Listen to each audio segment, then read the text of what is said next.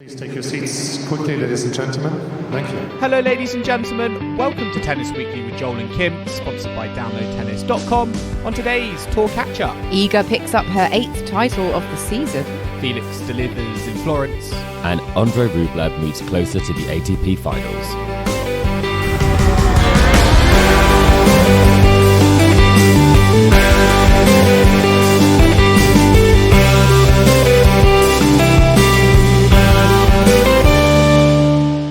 Kim, Chris, today is the 17th of October and we are here to catch up on the week in tennis at Tennis Weekly HQ. We have had another cracking set of tournaments across the ATP and WTA tours.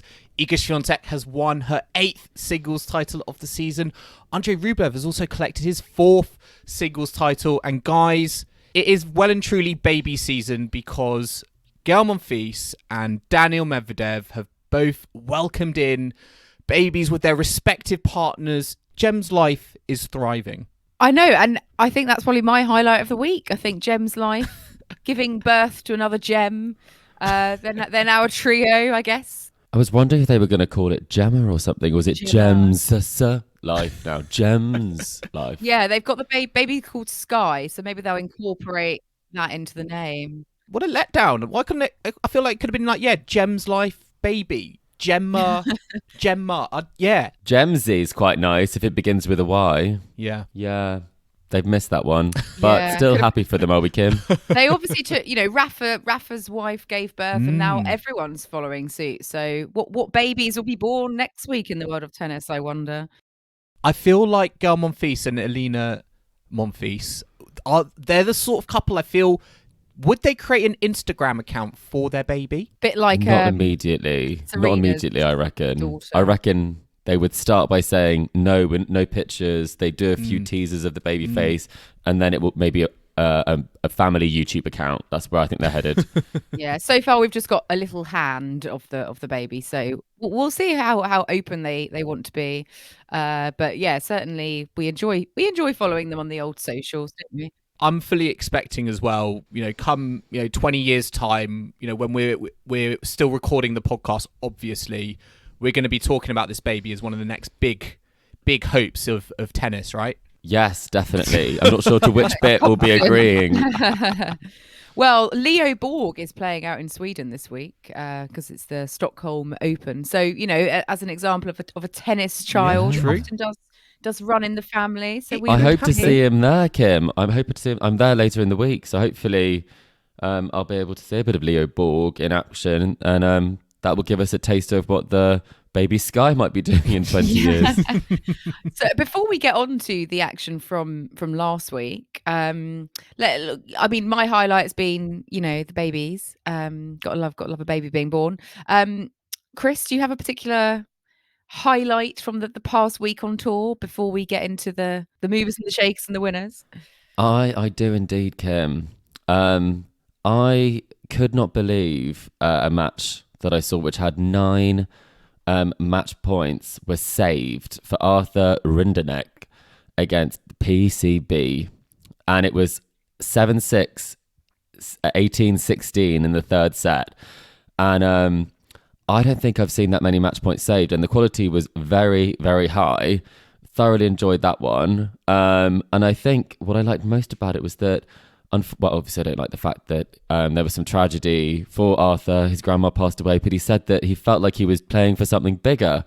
And if you watch the way he played, he certainly felt like he was playing for something bigger, the way he was taking on the shots in that one. And I was thinking about how many match points have people saved and won. So I did a bit of research to add to my highlight of this week, and apparently the most match points saved in a men's match on record was 11, and that was by Adriano Panatta, and that was when he wound up defeating Kim Warwick in Rome in 1976. I know that if I asked the question, you'd both have got that right. We all knew that. Just kind of rolls off the tongue, doesn't it? It does. Kim Warwick is a household name. Kim Warwick, yes. I've always followed them, and their fantastic careers. Yeah, exactly. Except the one that got away in Rome was a tough year for that. But the last one I could remember, where there were 9, was Kyrgios versus Gasquet in Wimbledon 2014, where Kyrgios saved 9 match points to come through that one. So it's been done before. It's very rare. And I wouldn't recommend it if you're a nervous viewer. It was pretty hectic, that tiebreak. And a shame for PCB, who was playing, I think, in his home tournament. Yeah. Oh, I mean, maybe I've gone for a Gutting. bit of a harsh highlight there. But having won that match, he did lose in the next one to Seb Korda. So it was a short-lived success, but nevertheless, very exciting. And we pass our commiserations to PCB in that one.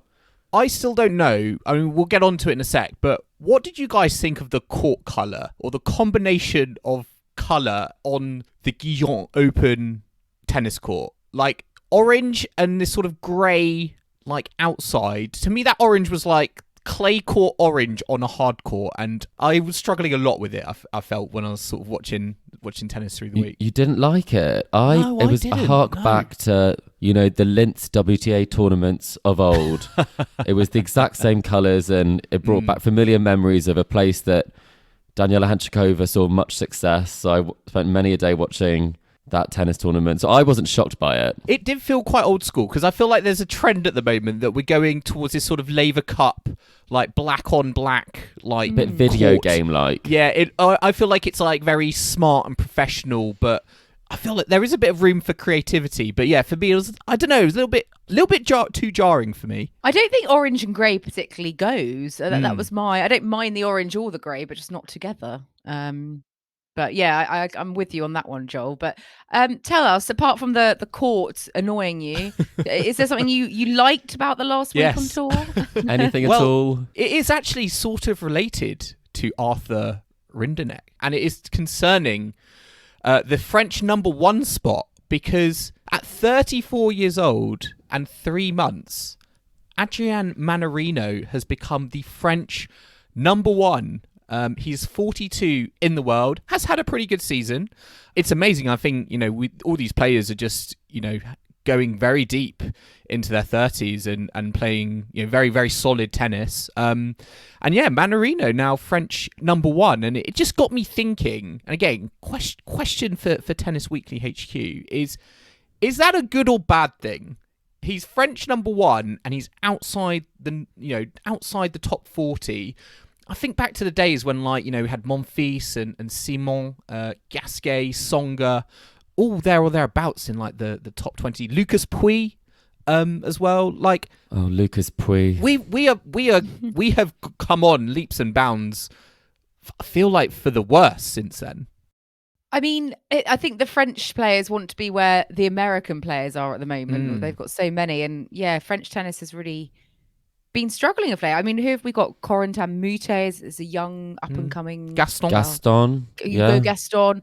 But yeah, I mean, it's good for Adrian Bonzi. Manarino, but they are lacking a bit. They're not getting up there, are they? I think Monfils is literally like 2 spots behind Manarino, and he's like off. Feels like he's just had a baby. He's like off the I tour. don't think he's played in a while, has he? He's not been active on the tour, so that's definitely not good. If you're asking me if I was the president of the French Tennis Federation, I'm saying this isn't good. But if you're a fan of Manarino, you think fantastic. 34, what a time with the result. And there is an update on that he is in the live rankings, the French number 2 behind Gael. So we'll have to see, depending on how he does in Naples, whether he's able to keep it for more than just 1 week, which would be a bit of a sadness if it was 1 week and then done. Talking of number 1s, we do have the world number 1 on the women's side of things. Getting back to business, winning her 8th title of the year in San Diego. Bageling as well as part of that, as we know she loves to deliver a bagel. Iga Swiatek winning out in San Diego, beating Donna Vekic 6-3, 3-6, 6-love. This is now her 64th match win of the year, which is actually the most any player has had in a single season since Serena Williams back in 2013. But yeah, she's back to business, Iga Swiatek. Really good record as well out on the US this year. She's only lost 1 match in the US the whole of 2022, so she clearly loves competing out there.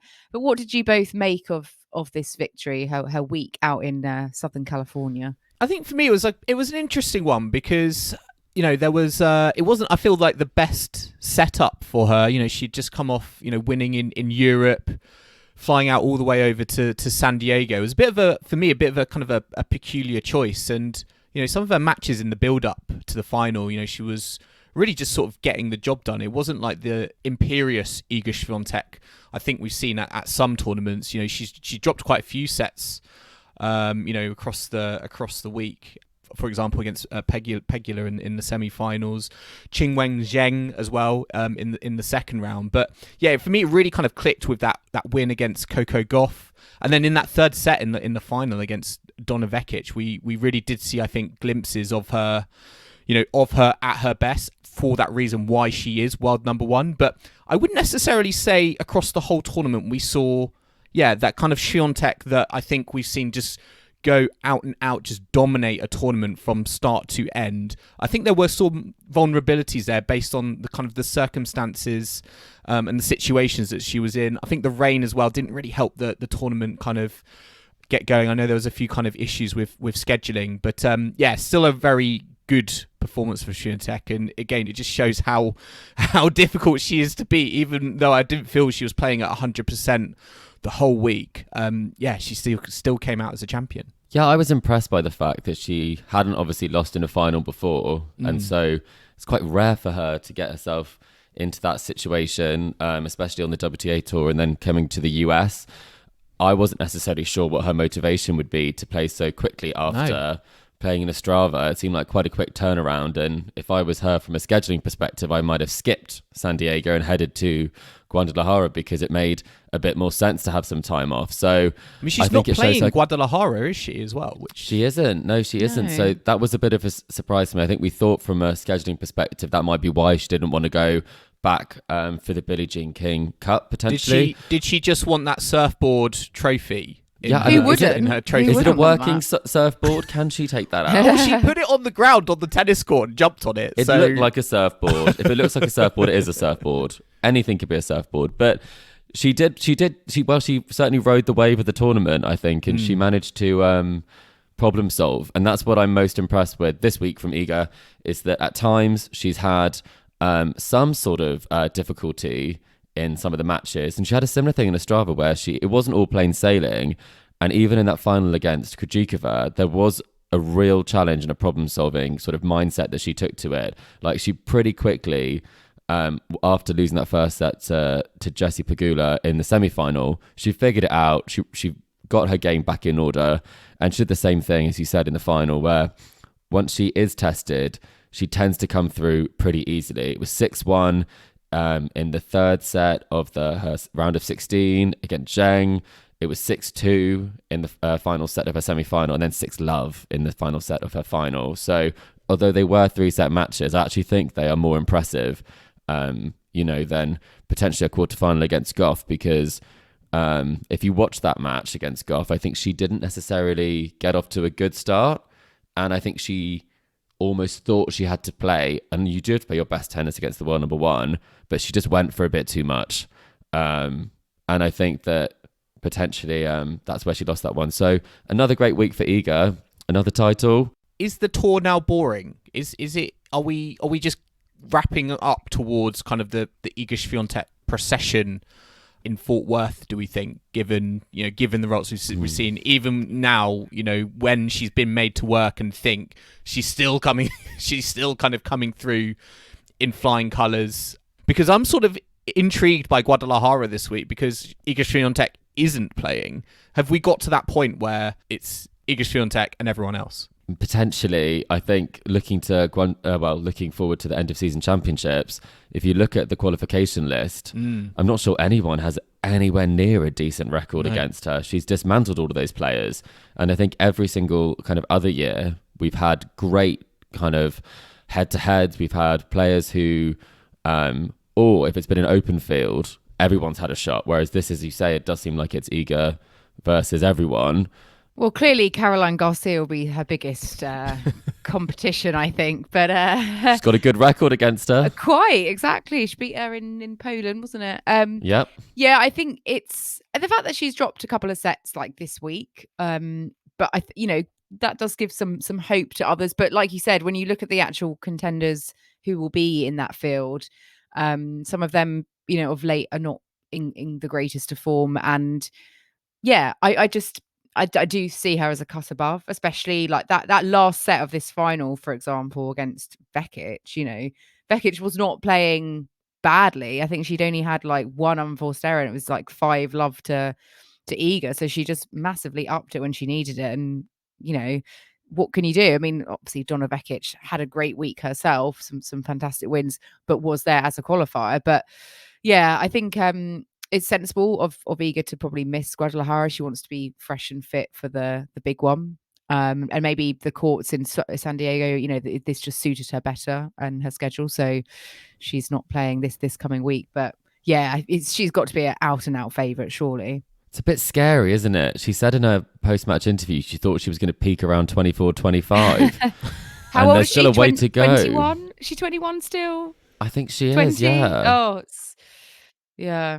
Well, there are, I think, things that she can improve on, because again, we saw in this final what people would say is unsportsmanlike conduct by her, and her, her waving hands at the net, which some people are looking at as hindrance or trying to distract the opponent. She has kind of come out and apologized on Twitter about it, but this is not like the first instance of this. And again, we I'm talked a bit about like, this, Joel, didn't we? We have spoken about it, and yet it seems Kim wasn't here for that. I don't think it seems to keep happening. And I'm like, she's great. She's a great personality. But there is still a side of her that, for me, I don't necessarily, warm to. And it's this, these sort of, what I think some people might be like, the quirky behaviour, which I think we're sort of seeing more of the Swiatek kind of personality. She loves tiramisu, and I quite like, how open she is, as a kind of a wild number one versus maybe like a, Naomi Osaka, who's obviously, I think, a little bit more introverted. But there are still elements of her game that, I think just for me, just come across as a bit too, disrespectful to players. And I think fans maybe kind of take it in a way that doesn't necessarily adhere her to them. Why haven't these things been, I feel like, ironed out? Because surely they've been, would have been chatting about this in a coaching setup. I think she probably just did it when she was younger, right? And didn't really stop doing it. And so I think she's obviously a lovely character.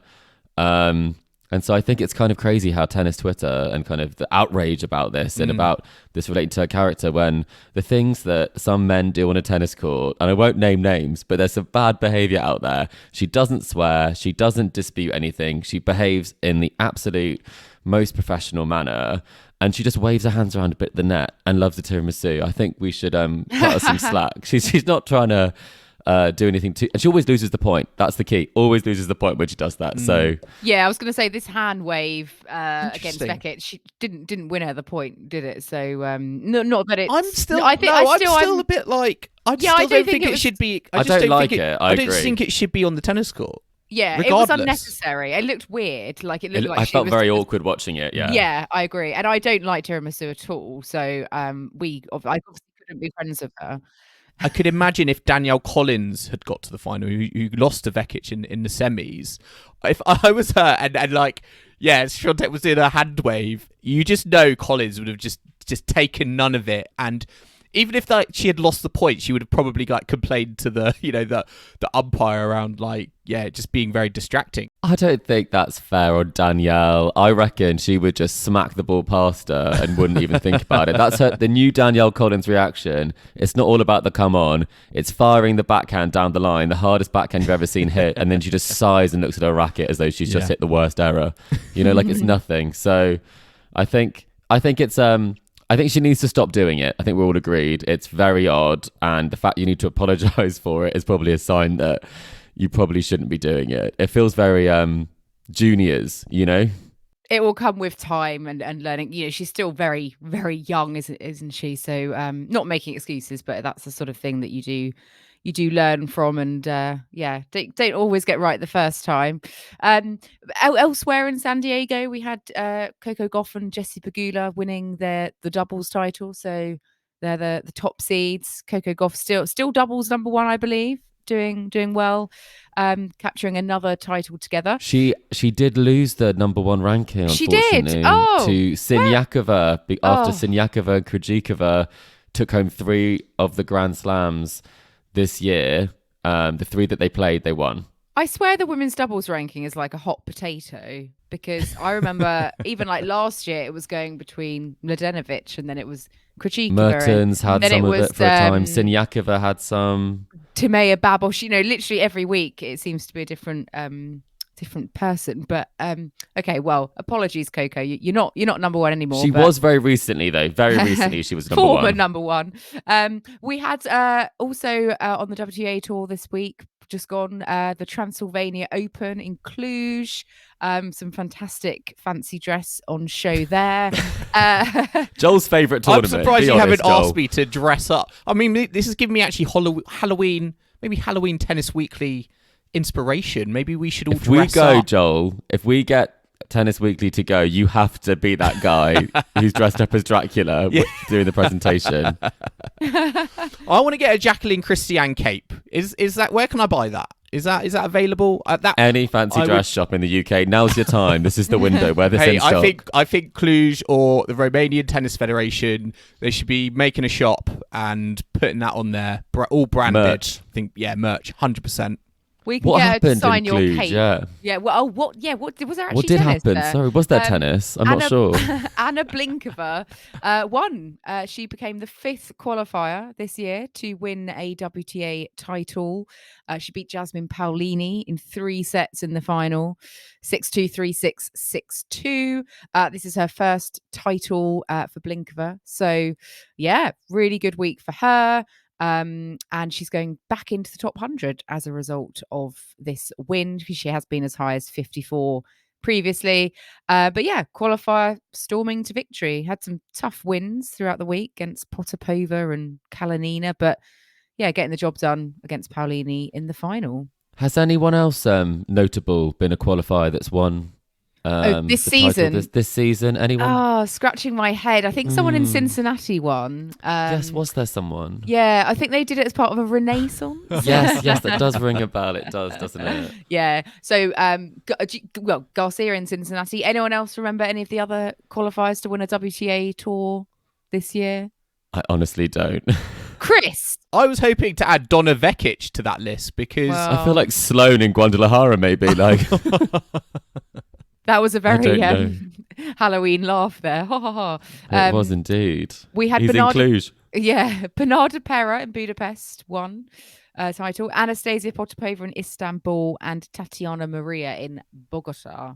So the big titles of the year. Yeah, major ones. So yeah, great win for Blinkova. And yeah, I mean, not really too much else from Cluj. I think the outfits really are the star of the show, and Christian lost in the first round, so real nightmare for the home fans. She was out before we recorded last week, wasn't she? Of doubles and singles. So the best moment of Cluj happened.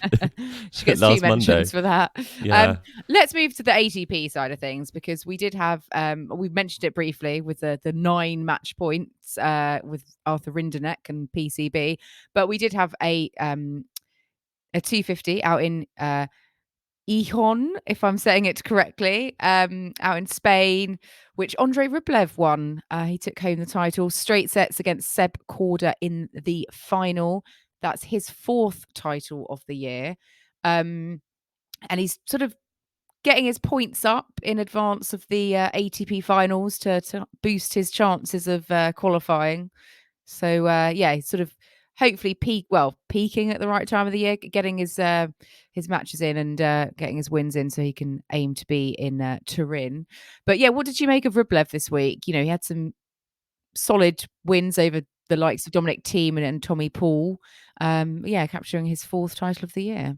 A player who I think he's blown hot and cold this season, but it's almost surprising to hear that it is his 4th tour level title, because I just remember him, at the US Open, seeing those kind of visuals of him really kind of like emotional and upset. And I felt like there were points this time when Rublev, he just wanted it so badly. It was actually like affecting his game and his performance. And I think winning here will obviously do him a lot of confidence. And I just think he's just playing a little bit more relaxed. And he had a really nice really good win, I think, against Dominic Thiem in the semi-finals. Had a great embrace at the net, but I think he was just a little bit more kind of relaxed, and it just helped him, I think, just kind of reset and just kind of play his game, and the Rublev that we know. And in the final against Seb Korda, again, it was very kind of rudimentary, 6-2, 6-3, and I'm happy for him, because, as I said, I think he's been in kind of a dark space, I think, over the last few months or so. As I say, I think he's sort of getting back up there from, for me, what was kind of the doldrums for him of the US Open. See, I'm going to say something controversial here. I can't really get excited about him picking up a 250 when he hasn't really he hasn't really pushed on, has he? He's had 2 quarterfinals at Grand Slam level. He's still not made that leap to the semi-final. I think you're completely right. He does want it too much. He's too much of a student of the game and too much of a fan of, every second that he gets on court. I think it makes sense for him to play here. He's playing this tournament probably because of the end of season championships, where he's up to number 6 in the race.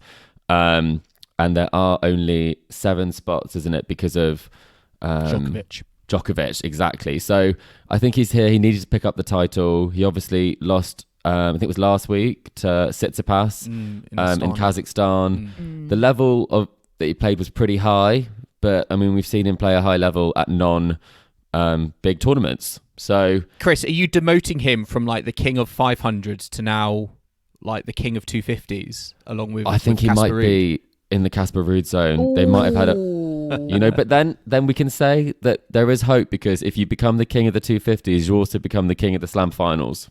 Yeah, 2 in 1 season. That could be you next year, Andre.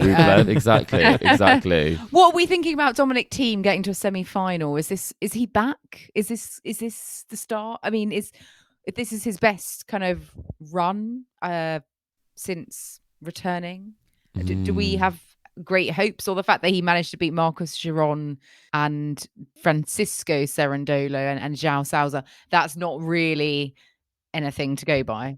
I think that's a bit harsh. I think for me, from the tennis I've seen from Dominic Thiem on highlights this week, I think he's been really, really good. He pushed Rublev in the semi-final. It wasn't certainly a gimme, and I thought his level that he brought, certainly for me showed that he is inching maybe back to potentially former glories. I think next season will be crunch time in terms of getting seeded, and I think Andy Murray's in a very similar position, and I think that's for me what's kind of interesting is seeing both those players. I think obviously Thiem is coming back a little bit quicker than I think it has taken for Andy Murray, but now they're at this point, I think, where they're both going to be looking to get into these main draws seeded. I think Andy Murray had a very good win against Davidovich Fokina in the first round.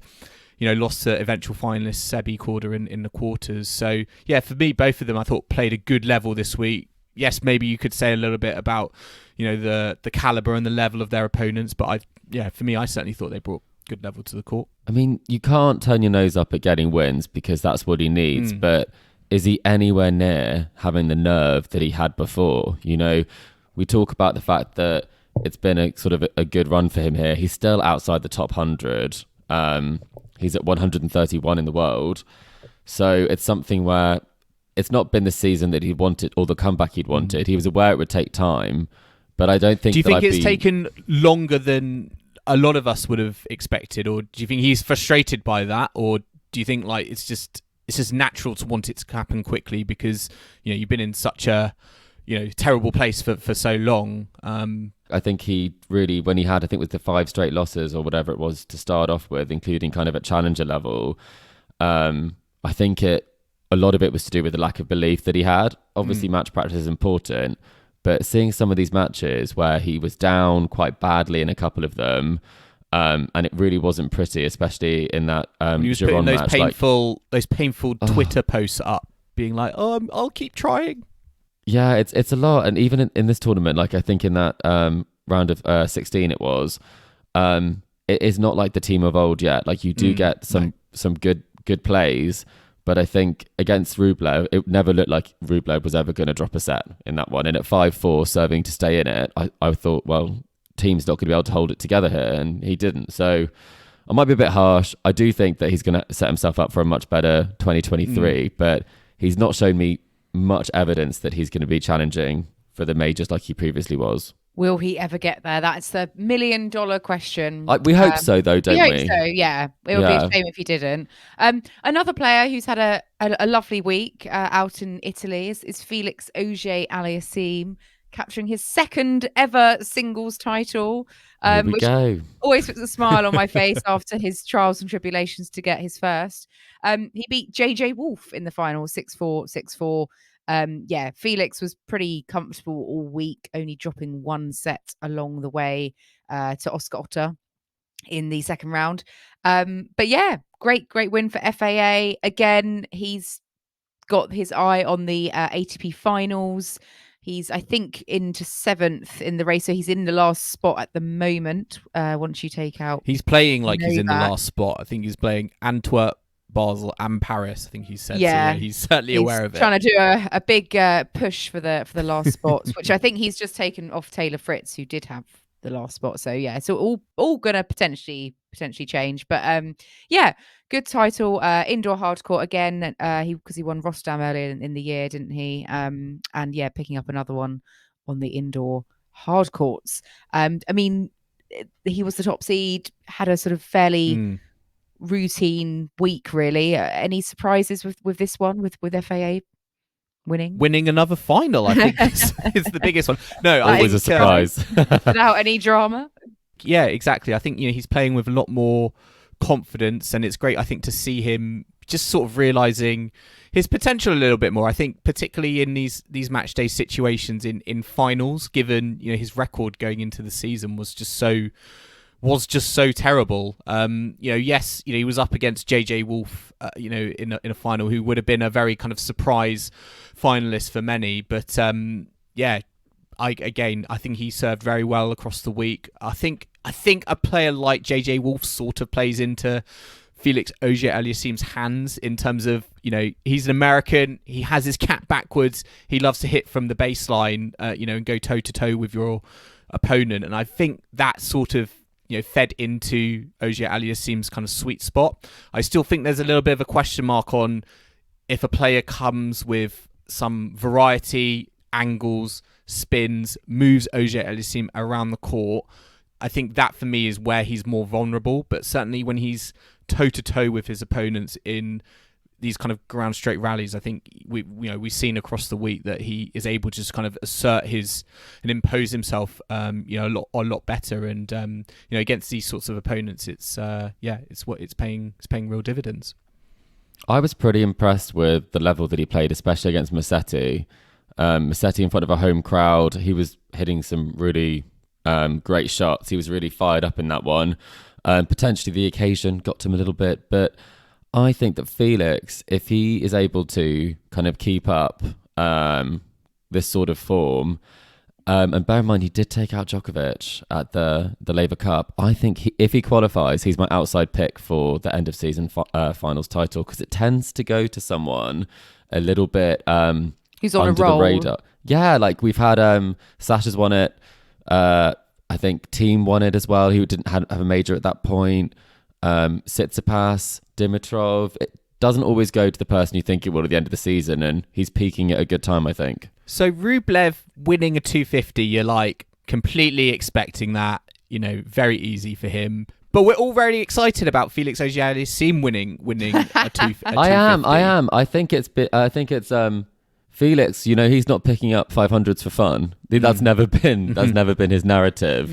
It's been good performances in the majors, but in between not being able to put it together as well. And in the majors, at those clutch points, not getting it done. So that's the comparison I'd say, is that they both don't get it done at majors in some big matches. Felix has pushed further on at majors. So I think for me, seeing him perform well against players that he should be beating is something that's really positive.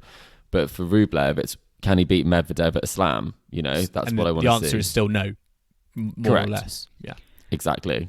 Well, it's great But wisdom. am I a hypocrite? I probably am. No, I totally get where you're coming from. I think also the Laver Cup, that win over Djokovic, although, there were issues with Djokovic on that particular performance. But, I think all that's helped Felix. I think those team events boost him. And I think, we've seen this now with his week in Italy. And I mean, personally, if Rafa can't play or can't win the ATP finals, I'd love to see an FAA taking home the title. So we shall see. But let's take a quick break now.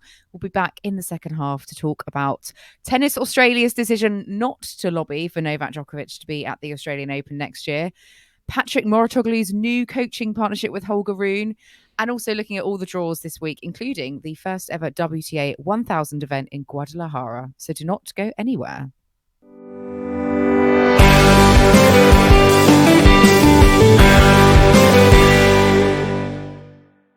Welcome back to Tennis Weekly with Joel, Kim and Chris, sponsored by downloadtennis.com. And we're going to move on to a path the courts to kick off the second half. Last week, it was quite a thriller last week, wasn't it? So which of you are leading with this one today? I think, Joel, you've got one for me and Chris. Is that right? Yes. It's a Chris versus Kim special head-to-head today. I had a good one last time. You did, and perhaps the topics may play in your favour. I'm not going to lie. There is some WTA. That's what we like to hear, Joel. Some relevance. Yeah, I know that's what you like to hear. Exactly. Money giving under the Chris a massive advantage. Yeah, he's on my payroll, Kim. But there is a little bit, Kim. There is also a little bit here for you as well. But I've got 3 questions. A tiebreaker as always if it is 1-1. But listeners, of course, play along as well. So we're going to play. Chris is going to give me an answer. Kim's going to give me an answer. Chris is going to give me an answer. And first wrong answer is the player to lose the point. Okay, it's getting tense again. I can already feel it. I'm getting nervous. Okay, right. So the first topic, and this is actually the topic with the most answers, and it was a topic I was going to bring up the other week, but the topic is, so Novak Djokovic a few weeks ago now tied Roger Federer with a title in his 19th country. Ooh. I have deliberately left out the name of where that happened in that country. It may have come up earlier. But yeah, there are 19 countries now where he has won a title on the ATP Tour. And I would like you to go back and forth. Kim, you're starting with countries Novak Djokovic has won a tour title in. Okay, right, let's do this. So 19 countries, okay. And just to clarify, actually, that does include Grand Slams as well. I was about to say, right. I was getting worried. Obvious 4 there. I should Should try we start and go... with them, Kim? Well, I might go a bit more niche, actually. Oh, well, you're going to risk it, Kim. I know. No, you always... not that niche. I'm going to go for Israel, as that was one of his most recent. Kazakhstan. The United Kingdom. Australia. France. Have we had the United States? Monaco, which will be distinct from France. He's definitely won in Canada. Correct. Yes, Canada also on the list. Italy. Yes, Italy is there. I don't think we've said Spain. No, we haven't, and that is also on the list. I feel like you're all just thinking about Djokovic and Masters. Yeah, Masters. That's all I'm thinking about. Yeah, But yes, exactly. okay, yep, but yep, let's keep it going. Yep, Spain is also on the list. Getting a little bit trickier now. Yeah, just Dubai. I will allow it. Technically UAE. UAE. But Okay. yeah, I will definitely. allow it. Yes, Kim. China? Correct. China is on the list. Yes. Please, Kim. Oh, just it's no getting more. tense now. It is getting tense. Japan. He must have won the Tokyo title. He has won the Tokyo title. Yes, Japan is also on the list. There are very few left now. How many are we up to, out of interest? A good question that I do not know the answer to. Okay, Okay. fantastic. Oh gosh. I really do not know. Maybe he's won in Mexico. Has he won at one of those ones? Or the golden swing or something? Mexico? Incorrect. Oh, Kim no. takes the point. I could Yes. see him with that hat Takes on. I could the see it, point. holding What, Acapulco? Acapulco, yeah. That's a Rafa tournament. Yes. No. No. Mexico not on the list. I was going to say Serbia. Did he win his own one once? Yes, you could have said Serbia. Oh, yes, you'd have very kept good. going. Mm. Yeah. Did Oh, we? yeah. Did we even say Kazakhstan? By the way, I don't think we. Yeah. I Oh, did. we? That was my Okay, first did one. we say that? Yeah. Right. Okay. So we could have had Kazakhstan, Israel, Japan, Qatar, Monaco, UK, Spain, Switzerland, Serbia, UAE, China, Italy, Austria, Canada, Portugal, USA, Australia, France, and the Netherlands. Oh, there'll be some makes you- early yeah. ones, won't there? Like Yeah, I think Portugal. quite a lot of them. Mm. It makes you realise just how few countries the Master Series are in, doesn't it? Yeah, it's very dominated, isn't it, by US The and US, Right. Europe. exactly. Well, Kim is 1-0 up, but Chris, there is Well a done, saving. Kim. There is a saving grace here because the Okay. next one is WTA themed. Thank and goodness. it is WTA 2022 themed. And Ooh. the 5 topic qualifiers. is, and again, we sort of touched on this earlier, and I'm glad no one brought them up. The 8 tournaments that Iga Swiatek has won this year. There are 8 in total. Chris, you start, and if by some miracle you get all 8 between you, you both get the point. Some miracle. I reckon, Kim, we're playing together on this one because I'm pretty sure we can get to 8. It's us versus Joel. Yeah, come on, let's do it. He doubted us. Okay, all right, you're okay, all right, right. Chris, what's your first answer? San Diego. Oh, Correct. Oh wait, I'm supposed to help you out. Sorry, yeah, we're working together. that's all right. Well, the US Open. Correct. Stuttgart. Correct. The French Open. Rome. Correct. Indian Wells. Very good. Correct. Yes. Doha. Is Kim gonna draw it? Is Kim Yes. gonna draw it? I know. It's the Miami because she did the Sunshine Double. That is very good. That is a correct answer. Wow. I didn't think that was going to happen. Maybe I should have had more belief in my 2 co-presenters. I Just mean, good. if we can do that well at what was it, the US Open winners, I think we can manage Iga this season. 8 out of 8. So what's the last? So Kim and yourself both get a point. So Yes, fantastic. we're going to go to the 2-1. tiebreaker. And Chris, all the best you can do is draw the situation.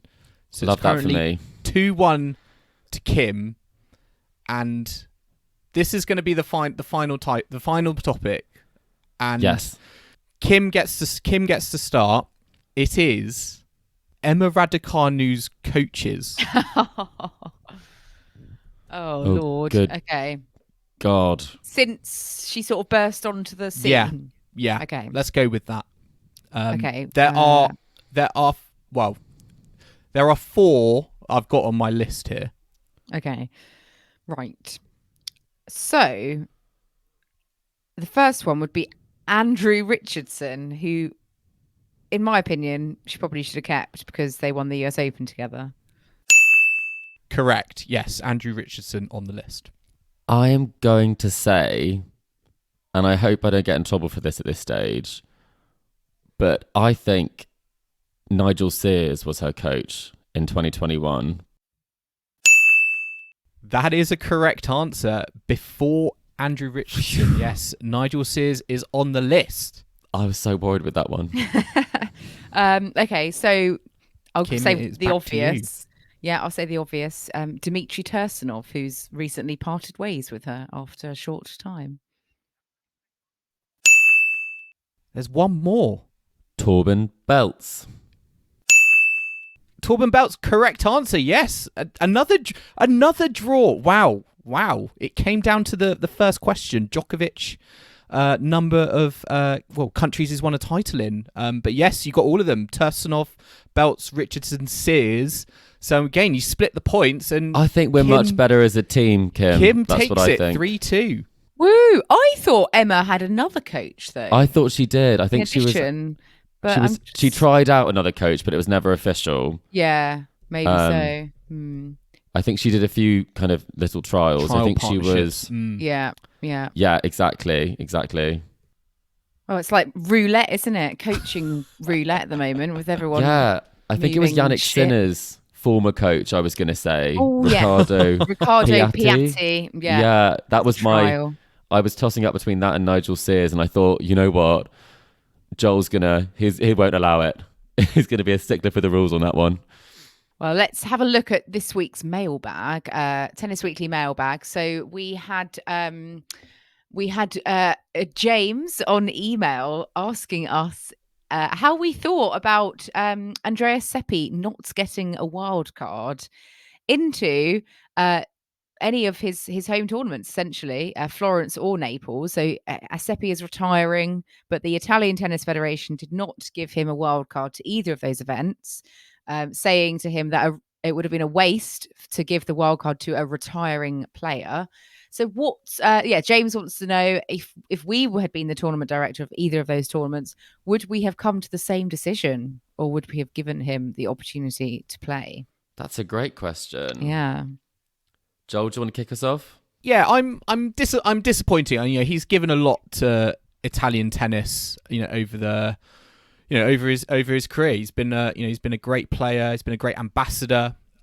I remember watching him against Kyle Edmund, I think, at the Australian Open when Kyle Edmund went on that amazing run. But yeah, to not get a proper send off from your own tennis federation, I feel is pretty lousy. He came out on Instagram, didn't he, in a story, and said, unfortunately, the Italian Tennis Federation did not allow me to, saying that giving a wild card to a retiring player would have been a waste. And I just feel like there still should be some sentimental value in tennis. I get that there are, lots of, talking points around wild cards, and we've seen that with Andy Murray, for example. But I think certainly if there is one available, and it's a more of in a recognition for someone and their achievements, then I think certainly for me, Andreas Seppi has warranted it, given what he's given to tennis over the course of his career. See, Joel, I knew you would say that. I'm going to be controversial and say I'm a bit sick of the farewell hype around this stuff. I mean, the chap's 38. He's been on the tour for a very long time and probably should have called time on his career a little bit before this. And I think to scapegoat, probably the Italian Tennis Federation has done an awful lot of stuff for him prior to this, and then to go after them in such a entitled sort of way. I personally think that they funded his career properly. They probably really helped him. He did get to a career high of number 18. And just because you don't get to play a 250 in your swan song at 38, you come after them on Instagram. I feel like you could just say afterwards, in a match you were hoping to play, it was a shame you didn't get to play, but you're still very thankful for the opportunities you did have. I just think there's a right and a wrong way of doing it. And I think throwing the institution that's given you so much under the bus at this late stage in your career doesn't feel necessary for a player who, if we're being honest, was a solid, consistent player, but he never made it past the fourth round of a major. And I think if you get to this stage, I mean, Federer didn't play an ATP tour, technically an ATP affiliated tournament, the Laver Cup, but not every player has to have this phenomenal goodbye. I think it's something where I saw this and thought, would I have given it? Probably not. I think probably wouldn't have. Ranked 300 in the world now. He was, I think, at the time of the decision being made, he was 257. So that's the controversial opinion, Kim. It Where do you depends. land? Well, I mean, Italy have a lot of tennis players as well, don't they? So it's a bit, maybe it's a bit do. different when you're from a country where it's more limited numbers. But I mean, Seppi is a classic. I have enjoyed watching him play. So Very for talented. for sentimental reasons, I would have probably given him a wild card into one of them. But maybe there needs to be a separate category. A sentimental wild card. Old Yeah, I sentimental wild card. What's it? It's the I think the S. What's the SE stand for on tournament draws? Special exemption. Special exemption. Maybe there's like a retiring legend, an RL or something. But I would agree. I probably would have given it to him. But I do think. What do you think about his statement? Do you think he should have put it on Twitter or? Yeah, I think those things maybe could be kept behind closed doors a bit more, but he's obviously kind of very frustrated. And what good comes from it? Yeah. Well, he's airing his thoughts. He's entitled to do that, and it's given us a discussion. It's an interesting point, though. And it's a good question. Thanks, James. It's not like he was wanting a whole year of wildcards like some people, so we'll see. He wanted to play on a court that's currently being transported across Italy. Yeah. That isn't ready yet. Yeah, let the guy play. Yeah, Naples tournament having some issues with their court. I think they're back to using the centre court for this week only, but all other matches in another location due to issues. Goodness. But some other news from the last week: Australian Open, Tennis Australia. Craig Tiley has announced that Novak Djokovic is not going to get any special treatment from Tennis Australia to play in the 2023 Australian Open. They're sort of taking a step back. They're not going to be involved. They're not going to try and lobby the government to, help Novak get into the country to play this tournament. It's understood that Novak will try to apply for an exemption from his 3-year ban from entering the country, but the Tennis Australia are not going to get involved, essentially, which I think is a sensible move. I think it needs to just be between a player and the government rather than having like a third party trying to wangle their way in. So I think that's good that Craig Tiley's come out and said that, because I think they need to make sure that what happened this year does not happen again.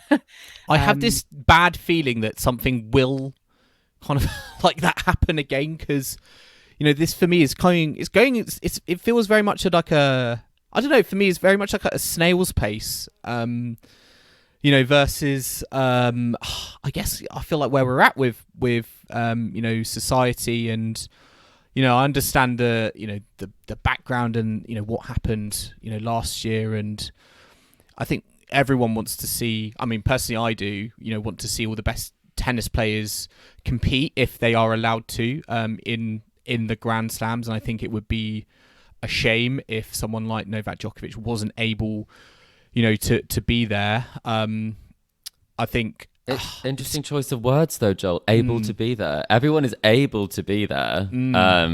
I would say. I think, but as you say, and as you both said, no one wants to repeat of last year, and Tennis Australia's involvement and Australian Open's involvement was the reason everything ended up the way that it did, rather than just going by the rules. I mean, it makes it a very simple sort of two bodies kind of decision, as opposed to like another organisation kind of coming in and kind of muddying the waters. I think we want a clean decision. We want a decision up front. I don't think he should be banned for 3 years, because I do think there is responsibility that should be on the Australian officials who were involved with, accepting people on the exemption. So I think we all would agree we'd hope to see Djokovic in Australia playing tennis again, somewhere he's had a lot of success. But the rules are rules, and I totally understand where they're coming from. But Craig did not do a great job mitigating the situation last year, I don't think. No, I think it would depend on the government and the attitude around COVID at that time, because it's a different government now since last year. So it may very well be that it's not that sort of political hot potato that it was. And I guess that's what makes it so tricky to make this decision like so far in advance. We've seen how things can change at snap of the fingers, and perhaps that's why they're waiting. But yeah, hopefully we'll get to a decision, so there's no sort of waiting and Djokovic posting an Instagram story of him, with his bags and stuff, like, all that kind of fallout from last I think year. we all have PTSD if we saw that on my way to Australia. Yeah, I think he might not be doing that again if he gets in. I mean, it'll be interesting to see how, if he does get out there, how the fans will they accept him? Almost kind of Rod Laver Arenas is, his first home or in terms of kind of tennis courts and his achievements there. But yeah, it'd be fascinating to see if they're a boisterous crowd, aren't they? They definitely would let him know what they thought of him either way, right? Yeah, 100%. And other news, talking earlier about the coaching roulette, Patrick Mouratoglou has gone over to join Holger Rune. So whilst Simona Halep is recovering, she apparently encouraged Patrick to seek a new collaboration. And I'm riffing off his social media post here. So yeah, they apparently he's known him a couple of years since Rune was quite young, and is going to be coaching him. So what do you make of that partnership? Do you think have you got high hopes for this pairing? There's not many tournaments left for him to coach before Simona comes back. It's a bit of he does hop around a bit, doesn't he? He does like to bounce around, doesn't he? I lose track from time to time, doesn't he? No As well? So maybe maybe there's a bit of he'll be with Emma next. I mean, maybe. I mean, there's only so many coaches on the list. I know that's exactly what I was thinking. I mean, what for me is quite interesting about this announcement is when Simona Halep does come back, how is that handled? Is that like, I'm just going back to Simona Halep and I'm no longer with Holger Rune anymore? It feels very his appointments feel very kind of short term. It feels at the moment, which is a bit.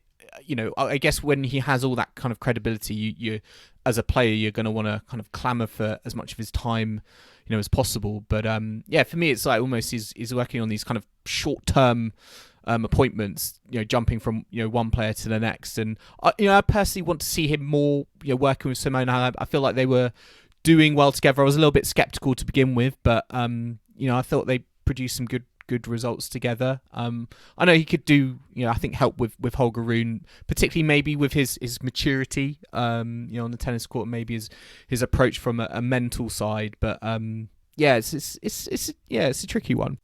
I think that Patrick just doesn't like spending time at his academy. I think he wants to be out there on the tour, because I think Simona's supposed to be playing the World Tennis League when that starts, and that starts on the 19th of December. So unless she's going to pull out closer to the date, she has some sort of deal with the tournament where she would postpone pulling out of that until they found potentially a replacement. But that's only 2 months away, and presumably she'd train a little bit for that. So this feels more like a added to the camp rather than, something more full term.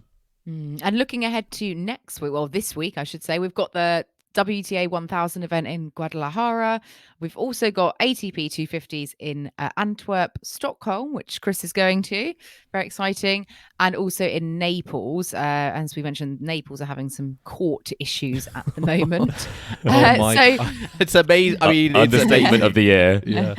If you can if someone's going to win that title, well, good luck if you can get on the tennis court to do so. Well, I think they've literally relayed all the tennis courts like over one night. It is one of those tournaments on a single year license, and I think it does tell you we've had a lot of success stories with single license tournaments, and there's no doubt that the Napoli Cup's not started yet. It could be a success, but it certainly hasn't started off the right foot for players. And seeing the videos kind of on going out on social media, not a great start to make your business case to the ATP to renew your license. So both of you, what are you looking most forward to this coming week on tour? It's one thing that's grabbing your eye. Well, I mean, I should probably say the obvious. I'm very excited to be in Stockholm at the end of this week, watching quarterfinals to the finals. I'm looking forward to seeing. I haven't seen Dennis play live. I think he will be good to see there. I also think I might be streaming Guadalajara whilst I'm there if Sloane's playing.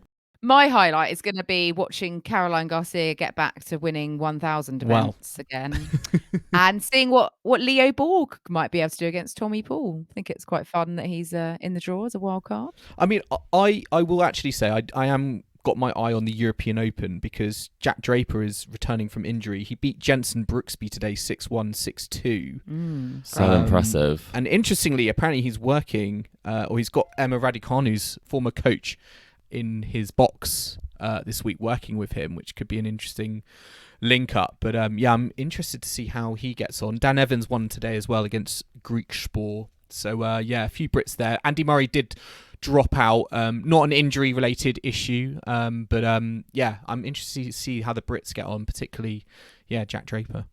This is a title the Brits normally do quite well at, isn't it? I think for several wins there in the past couple of years. But great stuff. Well, we'll be back next week to round up all of the action from those events, and we'll cross our fingers for the court surface in Napoli in the meantime. Let's hope we have a tournament to feed back on next week. Exactly. But listeners, I hope you've enjoyed listening to this latest episode of Tennis Weekly.